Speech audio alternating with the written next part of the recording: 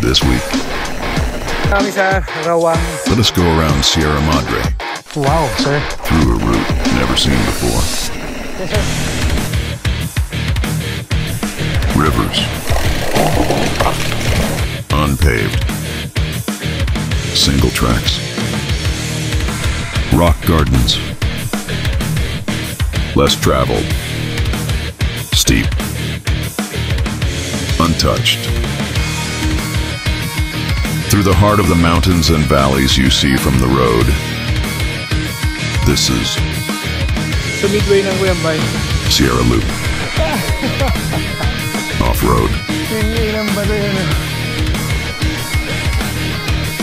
Saan na ba tayo? What's up guys? Good morning. It's Rocket Sam. For this morning, MTB tayo. We're going to do something different. We're going to go around the whole Sierra Loop. Pero with a twist, it's going to be an off-road Sierra Loop. Yeah, so siguro mga 6 trails to, 6 to 7 trails. Magdidikit-dikitin natin to form a loop, Sierra Madre Loop. No? So, MTB Gaming, para sigurado, 5:10 AM na. So, tara, let's go. So for this epic ride, I only have one rider with me, no? And that's Coach Kobe Camento of Aspire Pro. So I'll meet him sa may Olalia, Kogyo Olalia. Okay, good morning. 5:49 AM dito kami sa Olalia. Kasama ko si Kokob, si Kobe, no? Ng Team Noisy. Good morning, good morning! So sasamahan tayo ni Kobe para dito sa Sierra Off-Road Loop this morning. At marami rin tayo matututunan sa kanya kasi matagal lang nag-off-road to. Actually, sa kanya marami ako natutunan. So we'll expect a lot of tips from you this morning, sir. Sa ride natin. Okay, let's go! So let's go through the details of this ride very quickly. I was really very excited to do this route, this loop. I had this long planned. However, I really had a hard time trying to find someone to be with me. And Coach Kobe was the perfect one to accompany me with kasi magaling siya sa off-road, matagal na talaga siya nag-off-road. He's got the skills, he's got the handling, no. So just an overview of the ride today. This is Sierra Off-Road Loop. So the whole ride will be more or less 90 kilometers from the starting point of the usual, no, Macdo Marcos, all the way back. But the elevation would be much higher than your regular Sierra Loop, no? It's going to be about 1,900 meters of climbing. It's going to be on a reverse style, no? So counterclockwise tayo. And we're going to tackle 6 to 7 trails as we traverse through the route. Yes, so the first trail shall be Puting Bato, where we are right now. Second would be Yapak, continued by Lagundi, no? To which dadaan tayo sa may Baras Pinugay Road, and we will connect to Tandang Kutcho before the solar farm. Okay, that's a downhill course, downhill gravel course. Then after which kakaliwa tayo papunta sa Rawang, no? Which is the most technical part of this loop. After Rawang, it will be connected to Cuyambay, which is really full of 2-digit climbs, no? And finally go through Jamboree, Tablon and Jamboree before finally heading to the highway. So yeah, just sit back and I hope you enjoy this I believe first time, no? First ever Sierra off-road loop through this route. Let's go! 6:19 AM, last climb ng Puting Bato. Palabas tayo ng Roman Rojas. That will be covering the first trail of this 6 to 7 trail series of our Sierra off-road loop. Kasama ko pa rin tong Kobe na ayaw magpaba ng karga. Pari baba mo, nakapos ako. Kwentuhan lang tayo. Sabad na. Ganti na pa. Okay, nasa pwesto tayo, Roman Rojas. 6:31 AM. Sorry. Second trail upcoming, which is Yapak. Tsaka Lagundi. So, good lang ako ni Sam. So dito tayo dadaan sa opposite side. O kung napanood nyo yung mga huling episode ko ng Yapak, reverse yun. So ngayon, lulusungin natin. Dahil gusto ko rin makita magwala to. Sarap panoorin to sa trail eh.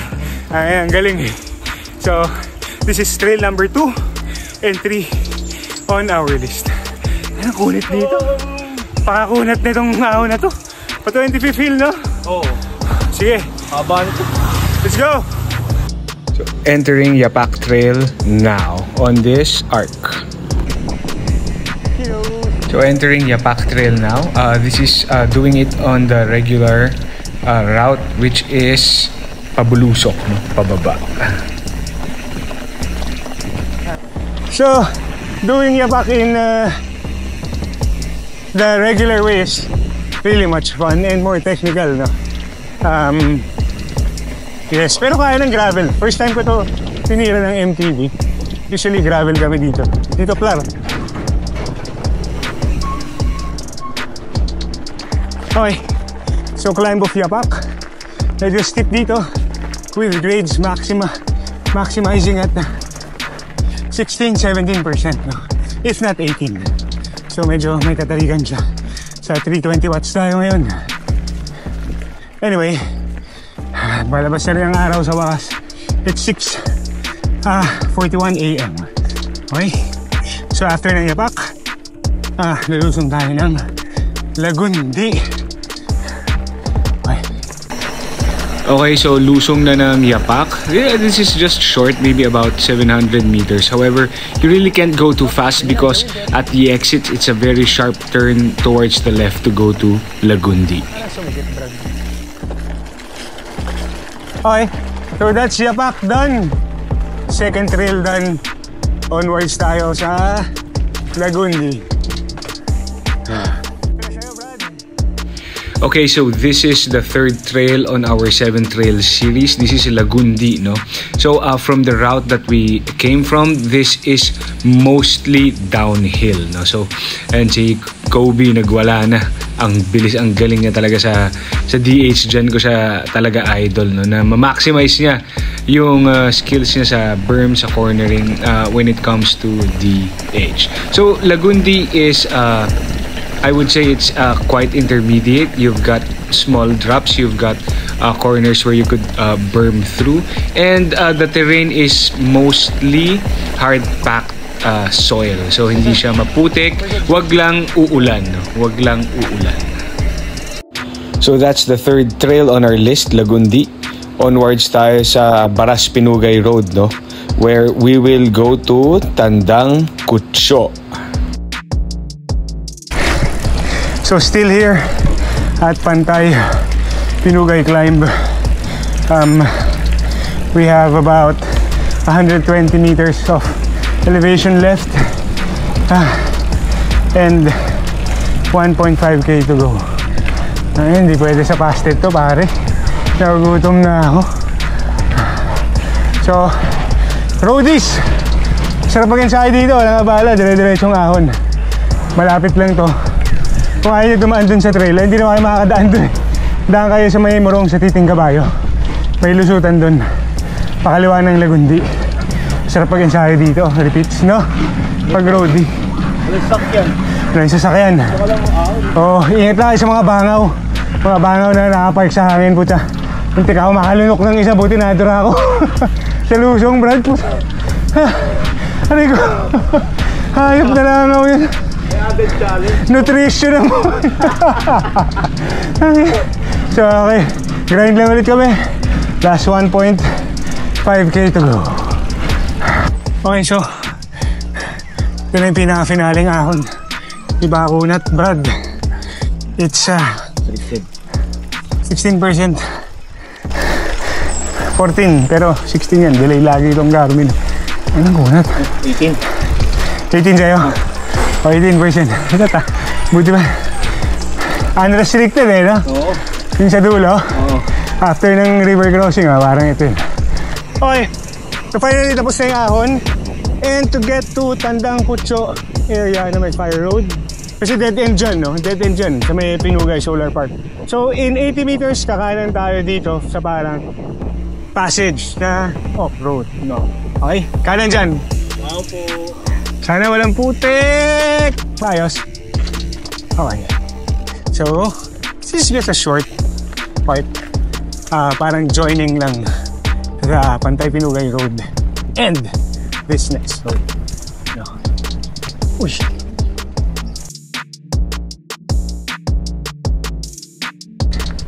So this is what they call Tandang Kucho Fire Road.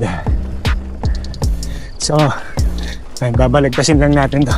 Pabaybayin na lang natin to. Diyan nga talaga, dito ba? Uy, gagawa. Basic lang. Gravel, no? Oo, kaya gravel to. Gravel. Hi! Hello! Hello! Pulutan ka namin! Pulutan! Wow, ganda dito. Tayo'y dediretso. Okay. Dati. Oh, great job. Okay dito, Hobbs, Oo. So, gravel boys. May bago tayong gravel route. Ahon nga lang muna kayo. Ahon kayo ng lintik na 320 elevation. Pero, sarap po. Gravel, legit, no? Oo. Gravel lang. Kung nakalubog yung mga bato. Oo, yan, no?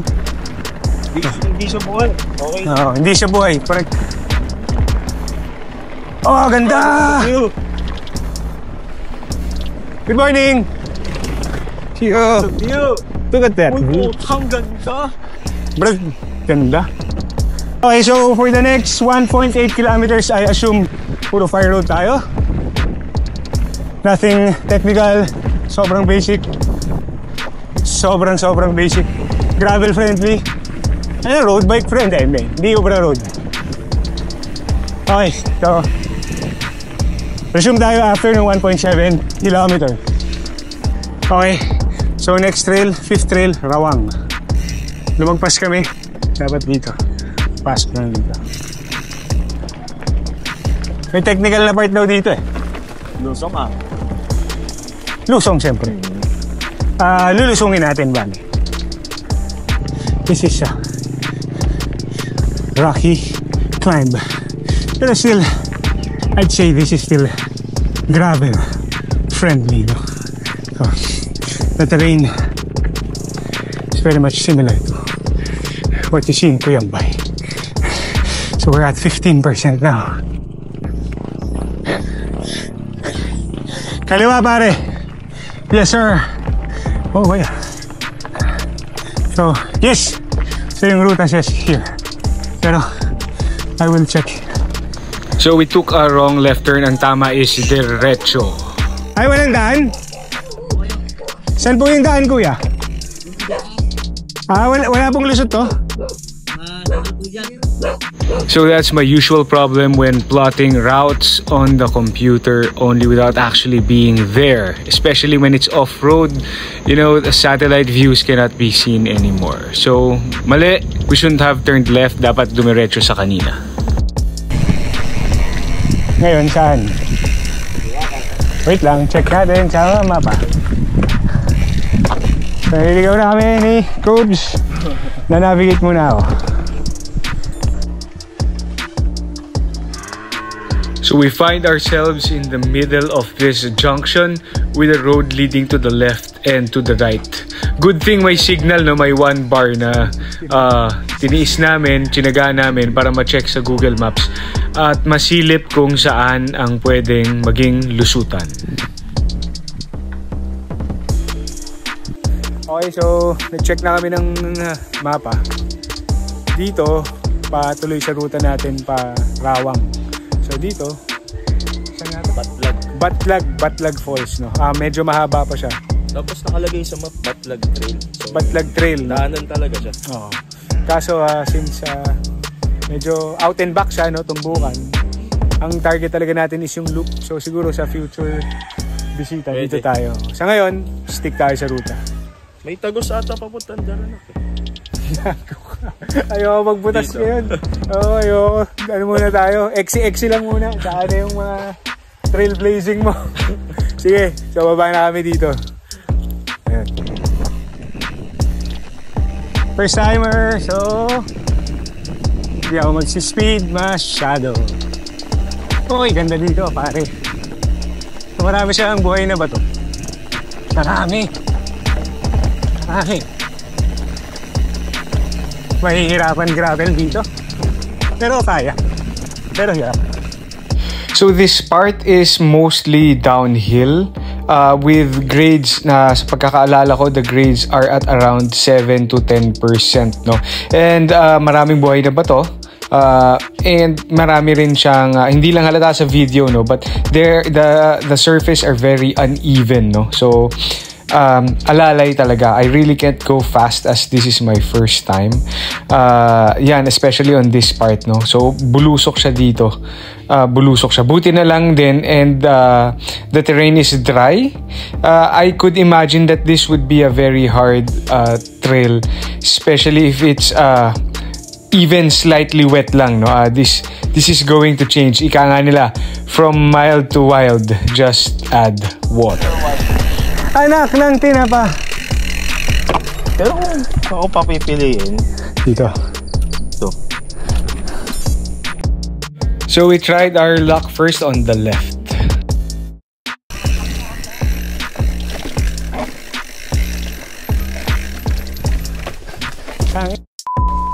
So this path was barely walkable, no? So we chose to go back and tried our luck on the right.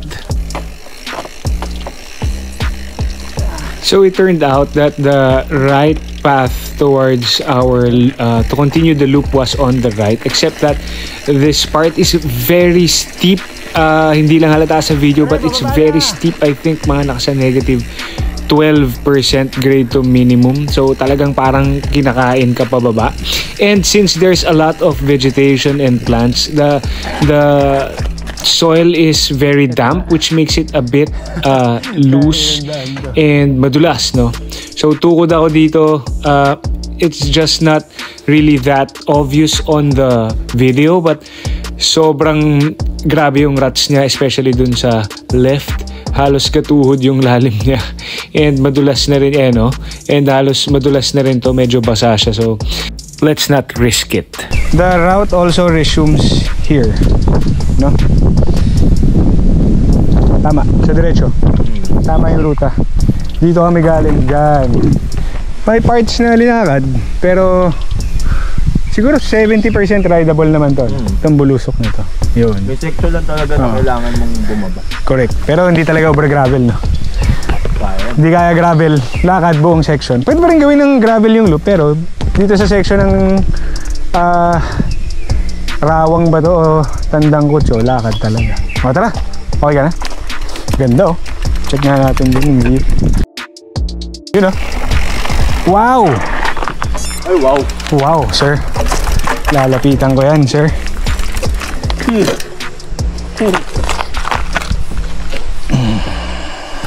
Ganda, oh. Calm.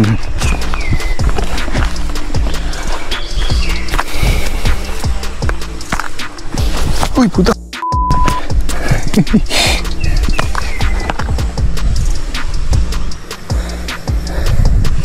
Reward mo sa MTB.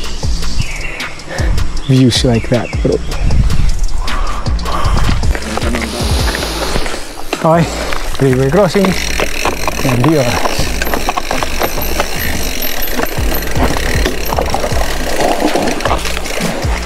Oh, muntik!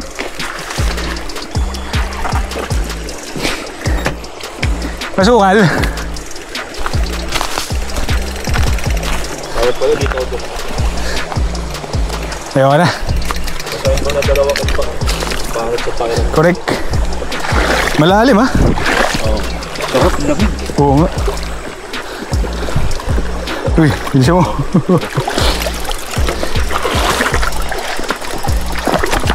Yeah! Sukalness. So the river was quite deep, especially on the first part, and the rocks were very big, so hindi na namin rinisk. Middle of nowhere, no signal, not worth it. Ay, gago. Uy! Ay, di mababike to, pre. Lalalain ng bato.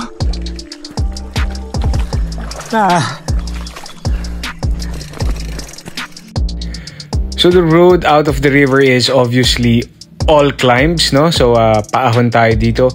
You've got rocks pero mas lalala pa to in a short while, no? So this is going up Rawang. The route can still be done with gravel, marami nga lang lakad, no? Distansya, amigo. Uy!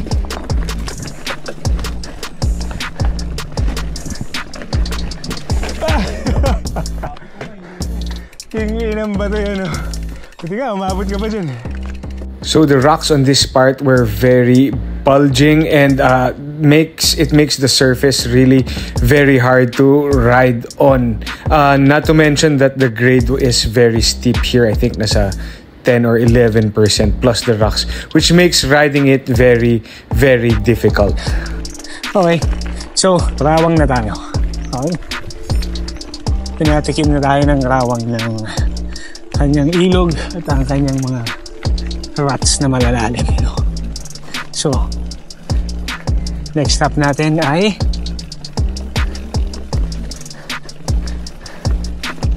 Cuyambay. Let's go. So finally, we're out of the jungle, no? Still Rawang, but it gets more populated as we push further. This is still a climb, no? Palabas pa rin tayo. So habang lumalabas, mas dumadami na yung mga signs ng civilization. Nagkakaroon na ng motor, may mga bahay na. Ayan, yan yung unang-unang bahay sa kanan kung makikita nyo. No? Then it gets more dense as we venture on to Cuyambay. Pa-bridge ng Rawang. So mostly it's just fire road. Basic fire. Ito, gravel. Dahil na ng gravel dito, boys. Ano, pare? Okay. So, approaching Rawang Bridge.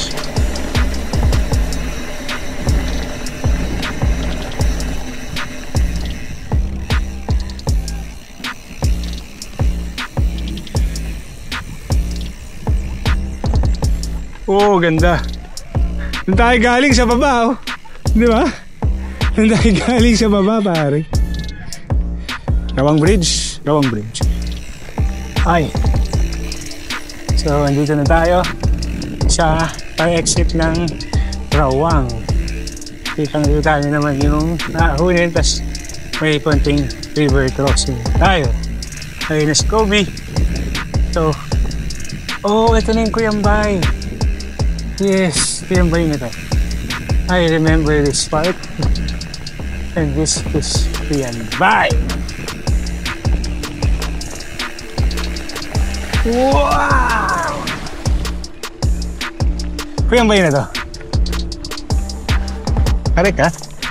Okay, 3.5 hours in on this continuous ride and I had to break my fast.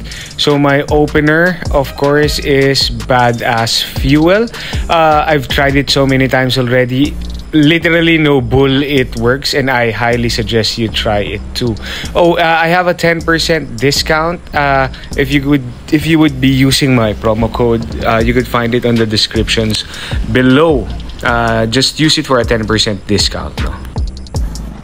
Okay, so still at Cuyambay, Rocky Point.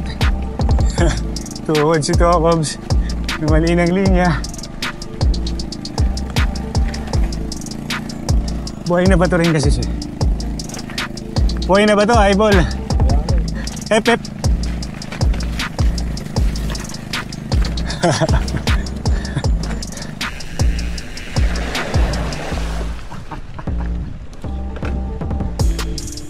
O, di linis ng goma. Sabay ganun. Uy, wheelie. Okay, so oops, 2023 23%, 2023 last pag. So tuloy natin. Ganun tayo ganun. After that very makunat climb, trail ulit. Ito na yung jumbo na sinasabi. Off-road Pero mukhang daanan naman ang mga kotse. So hindi na masukal. Town proper lang. Unpaved lang talaga. So Sitio Jamboree isn't special or isn't technical at all. It's just an unpaved road, no, mga 2 kilometers. Palabas tayo ng highway.